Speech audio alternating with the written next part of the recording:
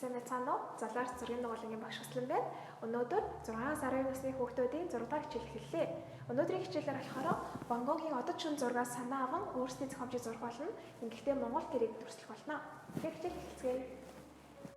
Гэхдээ бүгдээрээ зохиомж яаж гаргадаг вэ? Яг тэр адилаар хажууд нь хэрэггүй цаасан дээрээ эхлээд цаасныхаа форматыг гаргана.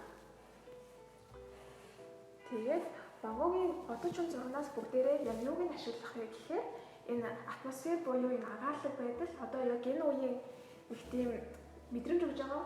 Тэгээд тэр уран усгалыг нь бид нэр өөрсдийнхөө зургийн шингээ.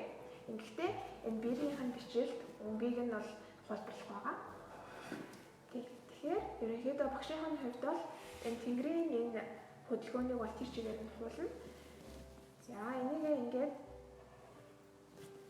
ер нь энэ зургач гэсэн ажиглах юм бол алсад байгаа үзэгдэх орчин нь болохоор зургийнхаа 3-1-т байрж байгаа. Яг энийг дагаад 3-1-т нь болохоор газраа өгөөд энэ дээр болохоор Монголыг байгалийн дүрслэгийн тулд уул усаа зурна гэж бодъё. Тэгээд одоо яг энэ том хар маасыг нь оронд нь Монгол цагаан гэр болгож зурна. Эхлээд бүгдээрээ зохиомжоо гаргачих юм бол дараа нь энийгээ томруулаад хаана нь юутай байрлуулах уу гэдэг санаа зовлтгүй шууд зурна. Яа нэг гэр арай ганцаардаад байгаа учраас цаана нь илүү гэр дахиад нэг жижиг гэр зурчих. Тэгээд энэ шүн болж байгаа болохоор ерөнхийдөө тооноор нь хаалгаар нь гэрэл гарч ирнэ гэж бодоод дүрслэл их гоё болно. Тэгээд наана гол ус зуръя. Гол усныхаа хөдөлгөөнийг тэмдэглэж болно. Тэгээд ерөнхий тэнгэрийн маань хөдөлгөөн маань ингээд энэ дагсан энэ мушгирсан хөдөлгөөнийг нь ерөнхийдөө энэ мушгирсан хөдөлгөөнийг нь болохоор шууд дүрслэх болохоор энийгээ доотлихоо зохиомж төр төдийлөн тодорхой дүрслээд авах шаардлагагүй.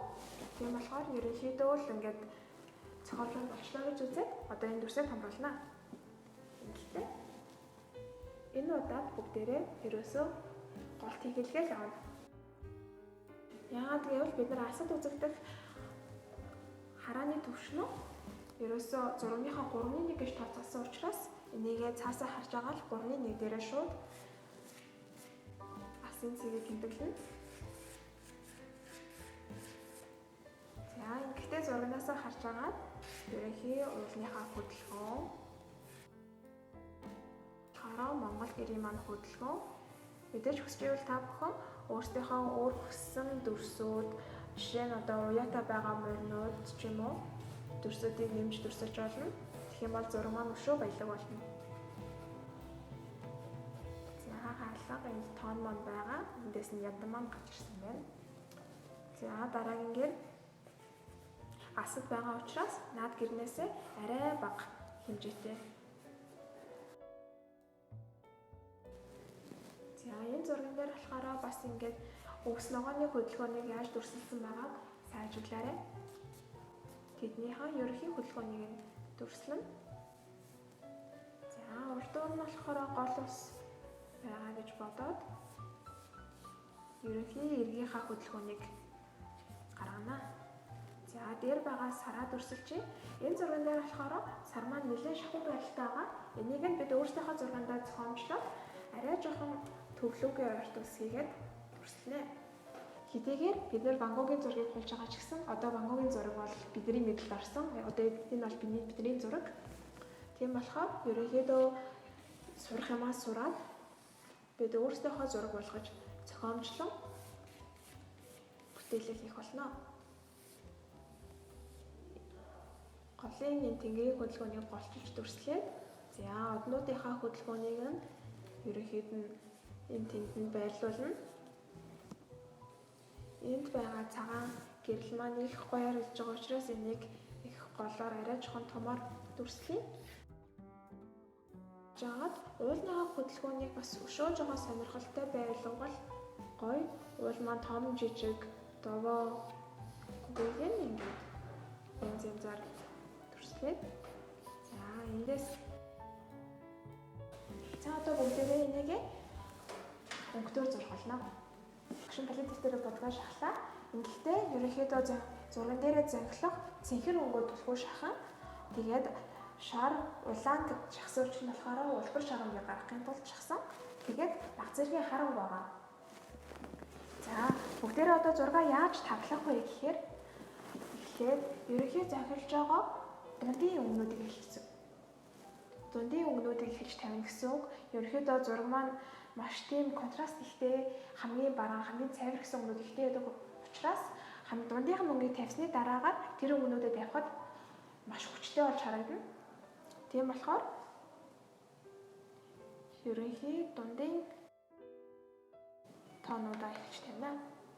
Ингэж тавихдаа энэ Ван Гогийн зурган дээр байдаг ингээд жижиг бичлэлтэн битгээ сүүлд нь тавих учраас эхлээд ерөнхий хэрнээ бас будгаа тиймч шингэн бишээр тавил зүгээр. Тэгээд бас тагалж ингээд нэг өнгөөр тагалчих юм бол дараа нь гуашаараа уусгах гад төвхтэй болох учраас анхнаасаа л гоё өнгөлөг, оглог бичлэлтэй анзаарах юм бол багш нь ч гэсэн таглахдаа ерөнхий хөдөлгөөнийг нь бол дагаж бичиж байгаа. Будгаа өтгөн тавих тусам бидэнд зурхад илүү хялбар байх болно.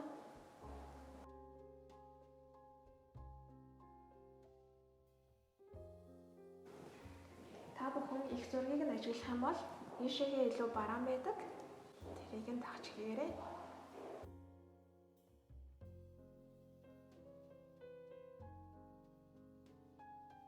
Мөн дахин нэг юм анхааруулж хэлэхэд хамгийн түрүүнд таглалтын хэсэг дээр цагаан өнгөө битгий бусад өнгөтэйгөө холиорой. Өнгөнүүдээ аль болох үндсэн өнгөөр нь тавьсан тохиолдолд араас нь цагаан өнгөөр уусгах юм бол их цэвэр янбай тод өнгөнүүд үүсэх болно. Тэгэхээр цагаан өнгөөрөө холчхоор зураг маань их ийм цайвар өнгөнүүд маань хансан тод гарч өгч чаддаггүй байна. Ван Гогийн зургнууд маань маш өтгөн бичлэлтэй, тод өнгөтэй байдгаар их онцлог байдаг.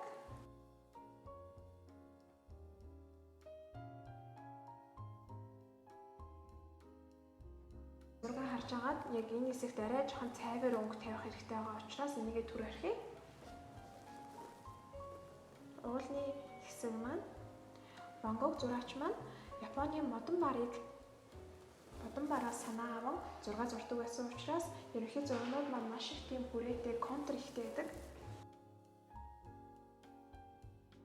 Бид ч мөн тэр арга барилаас суралцах болно. Уулнуудаа ерөнхийдөө бараан контуртай, утгашоогоо цайсан маягтайгаар хөдөлгөөнийг ажиглах юм бол энэ бичлэлтэй байгаа. Ингэснээр уулны маань нэмд үрсийг нь овон товонг нь ерөнхийдөө их бийжүүлж өгч байгаа.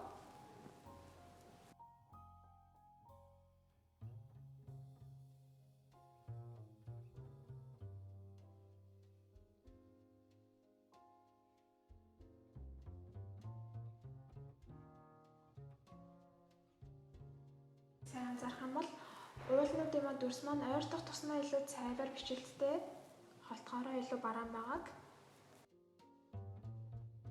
Доотлынхаа байгалыг нь гişнээ шүнж гэлээ. Ерөнхийдөө уулнууд нь холоогоо учраас цэнхэрлэж алсны өнгийн асалтаараа ингэж цэнхэрсэн байгаа. Харин доотлын маань гэсэн маань баг зэргийн харнага өнгөтэй. Ингэхдээ баг зэргийн шараас аван харах өнгөөсөө холиход л хангалттай. Бидэнд хангалттай бараан өнгө үүсэж байгаа.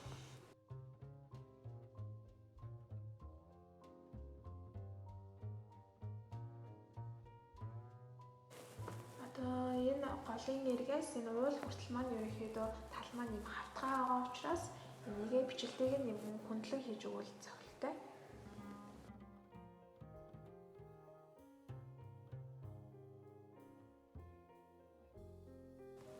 Өнгөнийхөө аслын хуулиараа бол одоо энэ эрэг маань наашлах тусмаа өнгө нь илүү цайвар, бидний нүдэнд илүү ойр харагдах хэрэгтэй. Тийм учраас наадлынхаа өнгөө энэ бүх цэнхэр хөнгнөөс ялгахын тулд өшөө жоохон шар тод ногооноор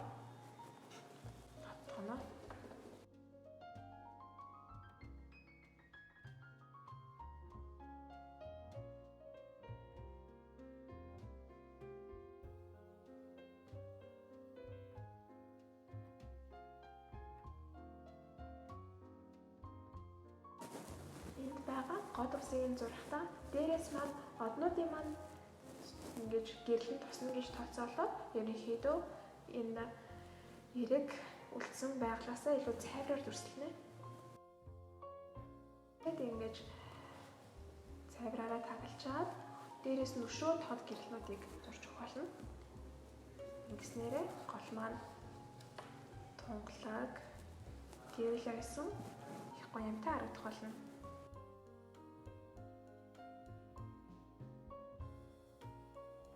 Одоо бид шин дүр болох Монгол гэрээ зурхтаа контурлна. Гаднах дүрсийг нь ямбай гэх чинь гаргачих юм бол дотоогш нь бичлэлтэйгээр амьд бичлэлтэй хийгээд өгч болно.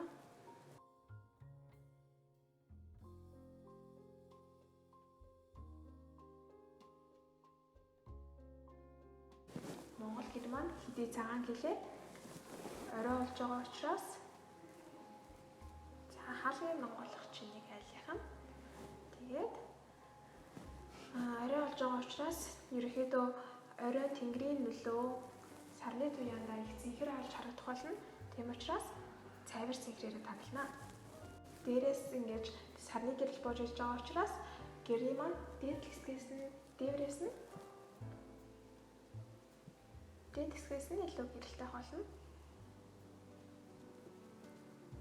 За бид нэр хэдий гэрээ зохиож зурж байгаа ч гэлээ ерөнхий бичлэлтэй бол алдаж болохгүй. Цаана байгаа гэр маань арай бараан бууралтай өнгөтэй байна. Ингэснээрээ хоёр гэр маань хоорондоо ингэж орон зайг үсгэж өгч байгаа.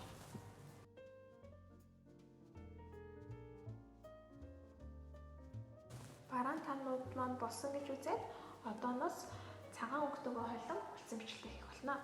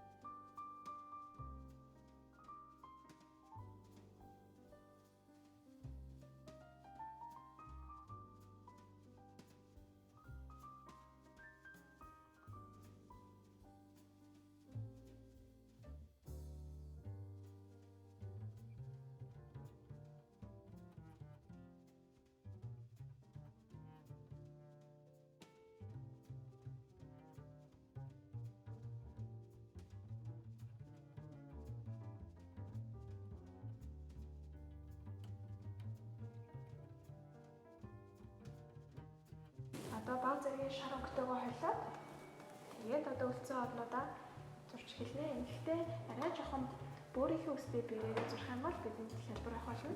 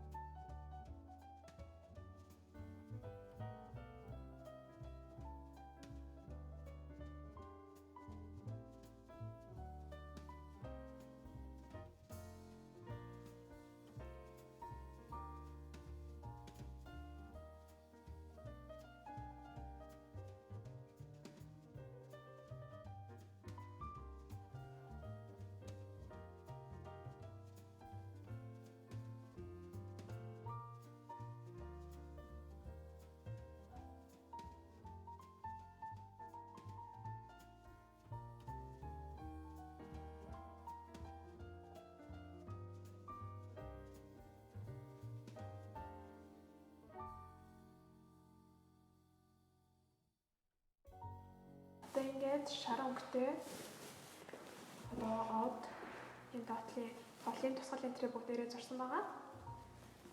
Бидний одоо дараагийн зурх юм бол тооноор гарч ирж байгаа гэрэл биш одоо гинэ орой олж байгаа болохоор тооноор гадагшаа цацарж байгаа гэрэл.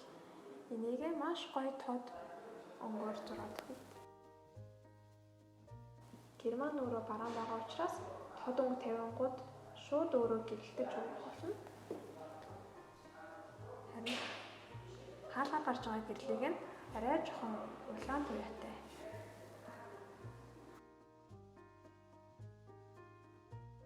Цайвар өнгөнүүд маань зузаан байх тусмаа шуу хүчтэй гоё ярагдах болно.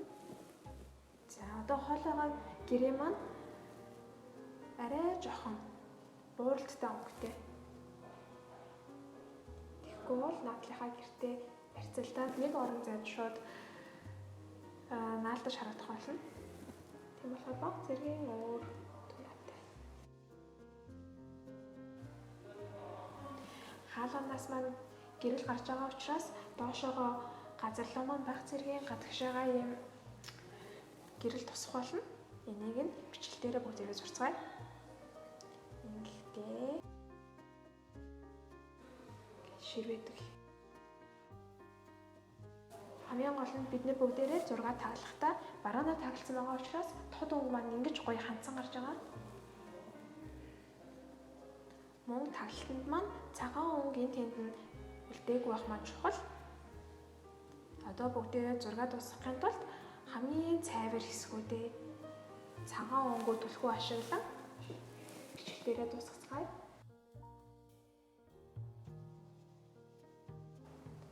Ван Гогийн энэ зураг маань тосон модгийн зураг байгаа. Гэхдээ бүгдээрээ гуашаар зураад сурсан тохиолдолд тосон модгийн сөрөн тавигдчихлаа гэсэн үг. Өшөө гэрэлтсэн өнгийг тавьж өгье.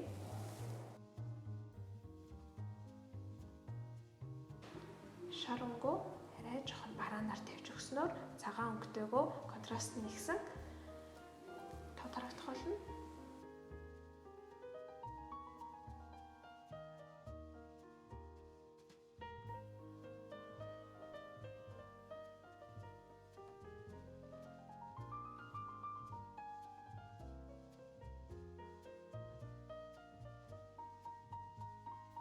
Эндээс маань хамгийн цайвар гэрэл маань тусч байгаа учраас эндээ цагаан өнгийнхөө тусгалыг зурж байгаа гэдгийг бити мартаарай.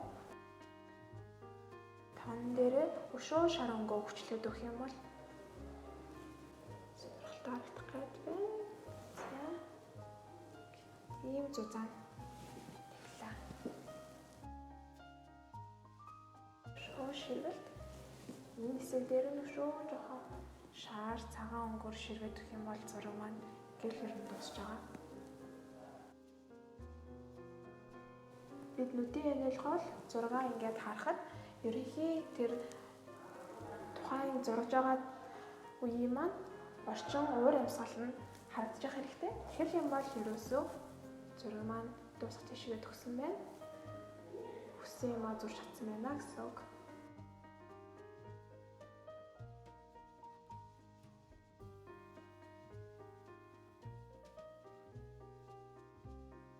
Хамгийн наад иргийнхаа ногоон өнгийг нь хүчлээд өгөх юм бол ерөнхийдөө ингээд хамгийн наанаасаа цаашаага ингэж аслалт маань явж байгаа харагдана.